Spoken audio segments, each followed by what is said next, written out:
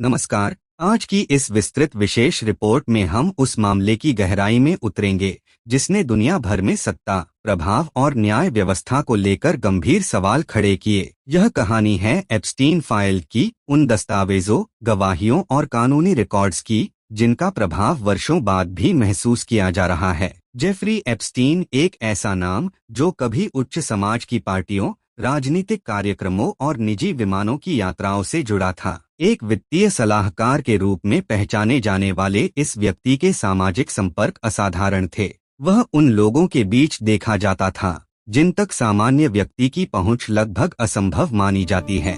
लेकिन 2000 के दशक की शुरुआत में एक ऐसा आरोप सामने आया जिसने इस चमकदार छवि के पीछे छिपे अंधेरे की ओर संकेत किया। शुरुआती आरोप 2005 में फ्लोरिडा के पाम बीच में एक नाबालिग लड़की के परिवार ने शिकायत दर्ज कराई। आरोप था कि उसे पैसे का लालच देकर अनुचित गतिविधियों में शामिल किया गया। स्थानीय पुलिस ने जांच शुरू की। जांच बढ़ी तो सामने आया कि यह मामला एक घटना तक सीमित नहीं हो सकता। कई संभावित पीड़िताओं के बयान दर्ज किए गए।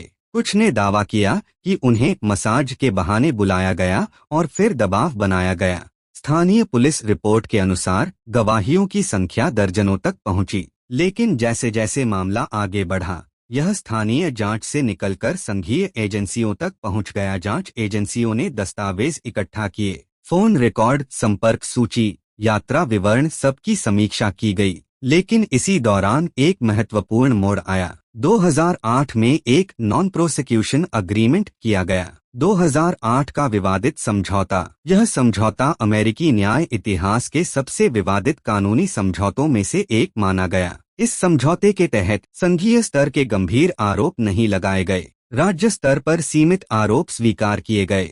लगभग 13 महीने की सजा दी गई।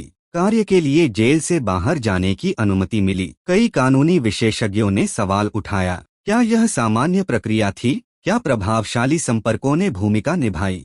सबसे बड़ा विवाद यह था कि कथित पीड़िताओं को इस समझौते की जानकारी पहले नहीं दी गई थी। यहाँ से सिस्टम की विफलता की चर्चा शुरू हुई।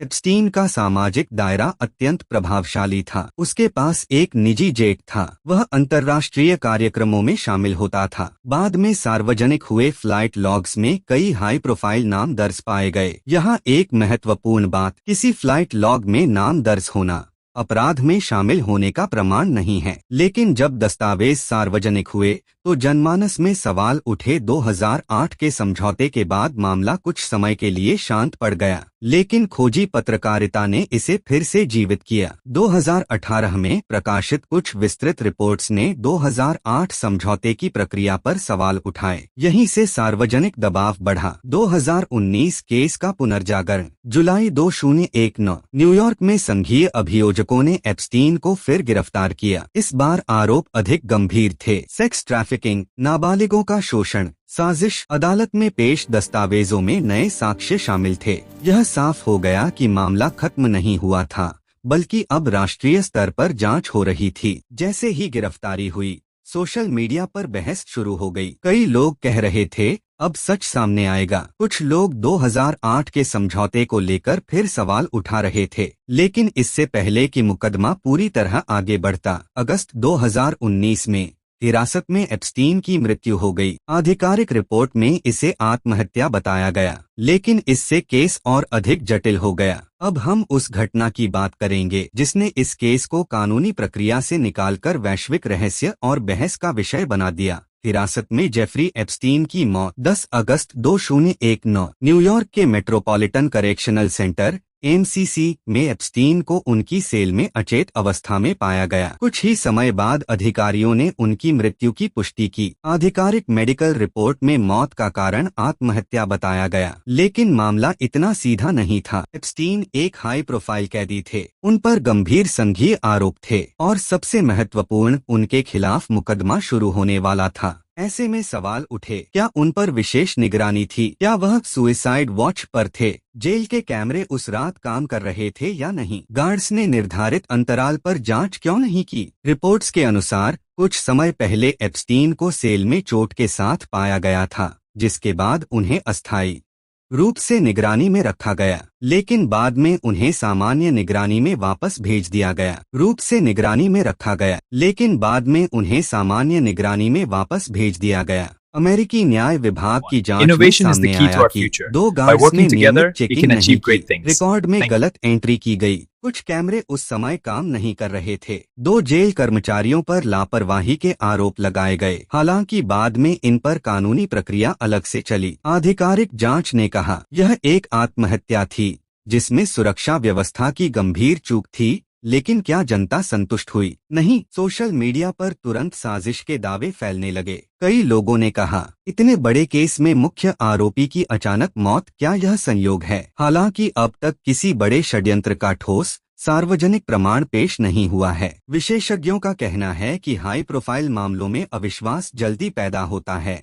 खासकर जब पहले से ही विवाद मौजूद हो। केस खत्म हुआ या बदला? एप्स्टीन की मृत्यु के बाद उनके खिलाफ आपराधिक मुकदमा बंद हो गया, लेकिन इससे केस पूरी तरह खत्म नहीं हुआ। 2 बड़े पहलू बाकी थे, पीड़िताओं के सिविल मुकदमे, संभावित सहयोगियों की जांच, और यहीं से कहानी में एक नया नाम प्रमुखता से सामने आया, घिस्लाइने मैक्सवेल। घिस्लाइने मैक्सवेल को एप्स्टीन की करीबी सहयोगी माना जाता था। वह सामाजिक कार्यक्रमों में उनके साथ दिखाई देती थीं। 2020 में उन्हें गिरफ्तार किया गया। उन पर आरोप था कि उन्होंने नाबालिग लड़कियों को एप्स्टीन से मिलवाया, कथित भर्ती प्रक्रिया में भूमिका निभाई, शोषण में सहयोग किया। अदालत की सुनवाई 2021 में न्यूयॉर्क की संघीय अदालत में मुकदमा चला। अभियोजन पक्ष ने कई गवाह पेश किए। कुछ महिलाओं ने बयान दिया कि मैक्सवेल ने उन्हें एप्स्टीन के पास भेजा। बचाव पक्ष ने आरोपों को खारिज किया और कहा कि आरोप पुराने और अविश्वसनीय हैं। लेकिन अदालत ने अंततः मैक्सवेल को कई आरोपों में दोषी ठहराया। उन्हें लंबी कारावास की सजा सुनाई गई। यह इस केस का एक महत्वपूर्ण कानूनी परिणाम था।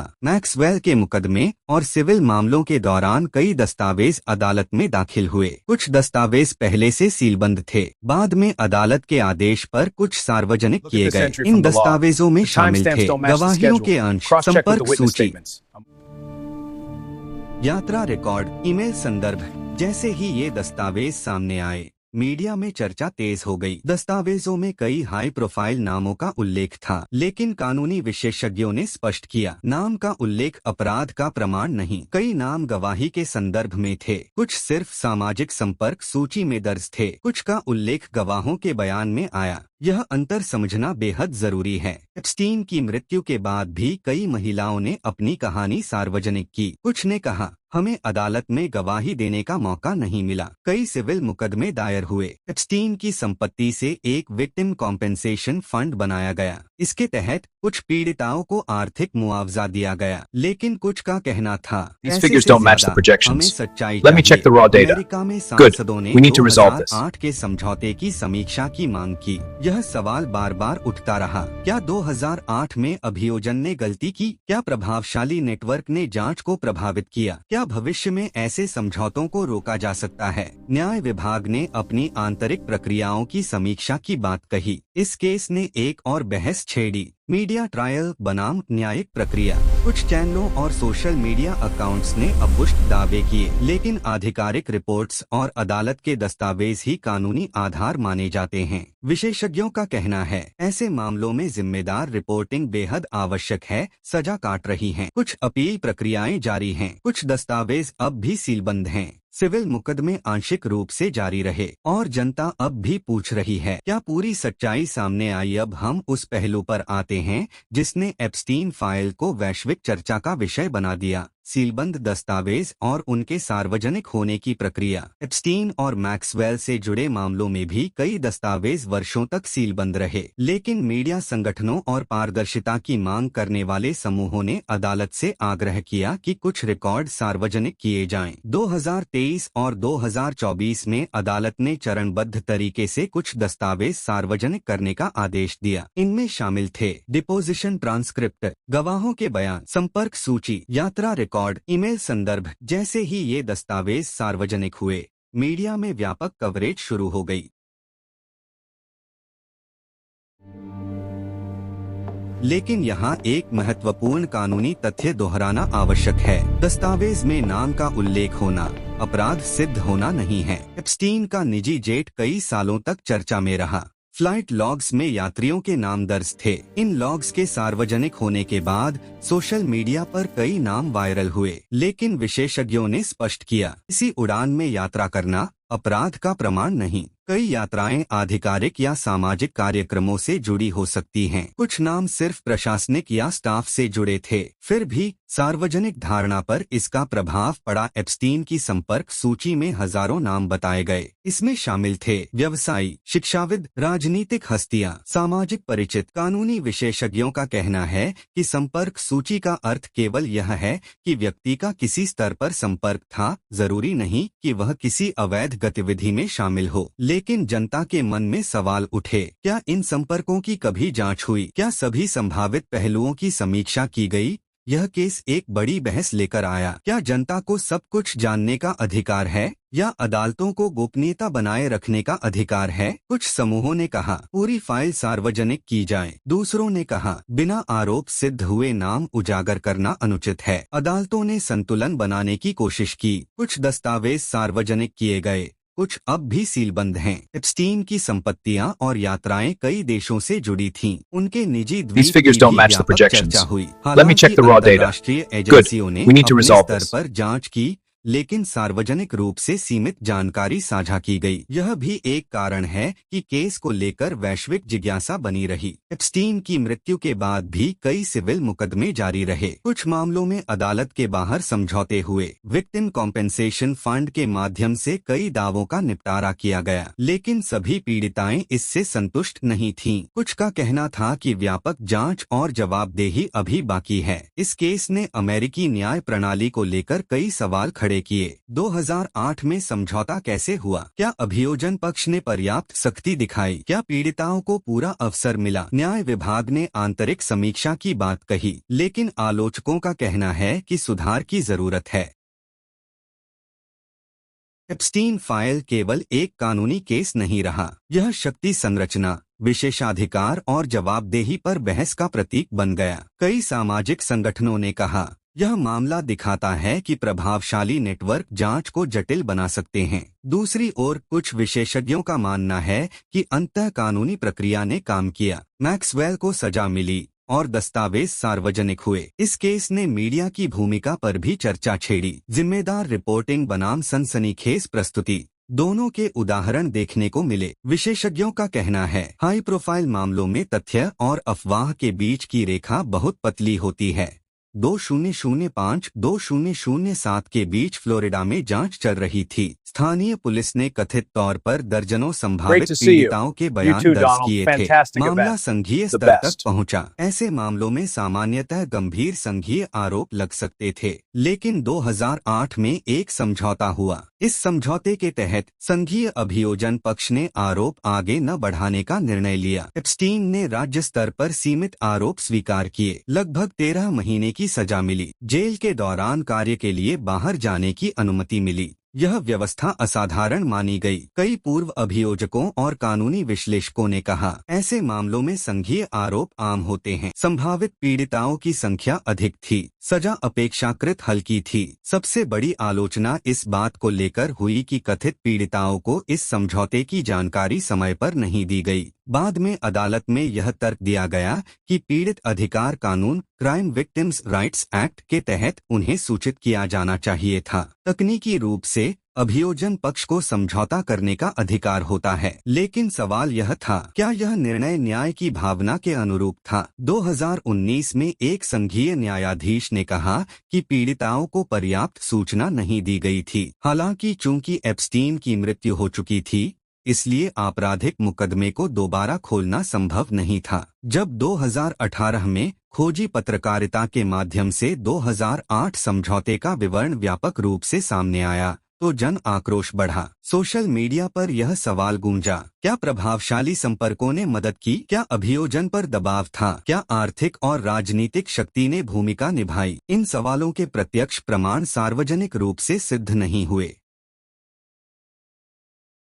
2019 के बाद अमेरिकी न्याय विभाग ने अपनी प्रक्रियाओं की समीक्षा की। कुछ अधिकारियों की भूमिका की जांच हुई। हालांकि व्यापक आपराधिक साजिश का सार्वजनिक प्रमाण सामने नहीं आया, लेकिन इस मामले ने यह जरूर दिखाया कि अभियोजन समझौतों की प्रक्रिया पर सार्वजनिक निगरानी कितनी महत्वपूर्ण है। 2008 समझौते ने एक और महत्वपूर्ण विषय को उजागर किया, पीड़ित अधिकार। कई कानूनी विशेषज्ञों ने कहा कि भविष्य में ऐसे मामलों में पीड़ितों को समय पर सूचना दी जानी चाहिए। समझौतों की शर्तें अधिक पारदर्शी होनी चाहिए। न्यायिक समीक्षा मजबूत होनी चाहिए। इस केस के बाद कई राज्यों में प्रक्रियात्मक सुधारों पर चर्चाओं समय के अभियोजकों ने कहा था कि सबूतों की कानूनी मजबूती का मूल्यांकन किया गया। संभावित गवाहों की विश्वसनीयता पर विचार हुआ। मुकदमे के जोखिम को देखते हुए समझौता उचित समझा गया, लेकिन आलोचकों ने कहा कि यह तर्क पर्याप्त नहीं है। एप्स्टीन के सामाजिक नेटवर्क में प्रभावशाली लोग थे। हालांकि किसी भी विशिष्ट व्यक्ति के हस्तक्षेप का सार्वजनिक प्रमाण नहीं है, फिर भी यह केस प्रभाव और न्याय की बहस का प्रतीक बन गया। विशेषज्ञों का कहना है, जब आरोपी के संपर्क अत्यंत शक्तिशाली हों,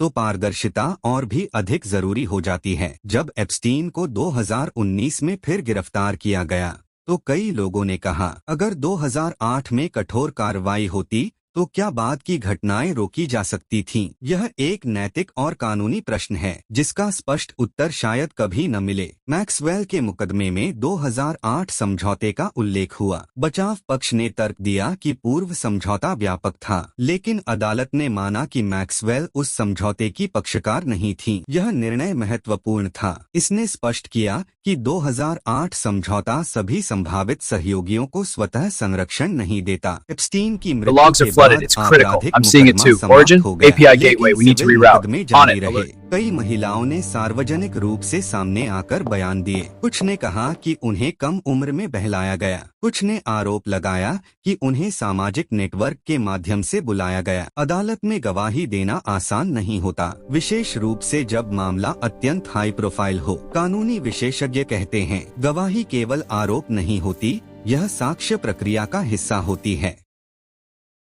मैक्सवेल के मुकदमे में कई गवाह सामने आए। अभियोजन पक्ष ने कहा कि मैक्सवेल ने कथित तौर पर भर्ती प्रक्रिया में भूमिका निभाई। बचाव पक्ष ने तर्क दिया कि आरोप समय के साथ बदलते रहे हैं और पर्याप्त प्रमाण नहीं हैं। लेकिन जूरी ने अभियोजन पक्ष के साक्ष्यों को पर्याप्त माना और दोष सिद्ध किया। यह फैसला पीड़िताओं के लिए एक महत्वपूर्ण क्षण था। एप्स्टीन की संपत्ति से एक मुआवजा फंड बनाया गया। इस फंड का उद्देश्य था सिविल मुकदमों को लंबा खींचने के बजाय पीड़िताओं को त्वरित आर्थिक राहत देना। रिपोर्ट्स के अनुसार कई दावों का निपटारा किया गया, लेकिन आलोचकों का कहना था कि आर्थिक मुआवजा न्याय का विकल्प नहीं हो सकता। कुछ मामलों में अदालत के बाहर समझौते हुए। इन समझौतों की शर्तें अक्सर गोपनीय होती हैं। यह कानूनी रूप से सामान्य प्रक्रिया है, लेकिन पारदर्शिता की मांग करने वाले समूहों ने कहा कि सार्वजनिक हित के मामलों में अधिक खुलापन होना चाहिए। एप्स्टीन फाइल केवल अदालतों तक सीमित नहीं रहा, यह व्यापक सामाजिक बहस का हिस्सा बन गया। कुछ संगठनों ने कहा, यह मामला शक्ति संरचना की जांच का प्रतीक है। दूसरों ने चेतावनी दी कि हमें तथ्यों और सिद्ध आरोपों के आधार पर ही निष्कर्ष निकालना चाहिए। आधुनिक जांच में डिजिटल रिकॉर्ड अत्यंत महत्वपूर्ण होते हैं। Email, hard drive, phone data, इन सब की फॉरेंसिक जांच की गई, लेकिन अदालत में केवल वही साक्ष्य प्रस्तुत किए जाते हैं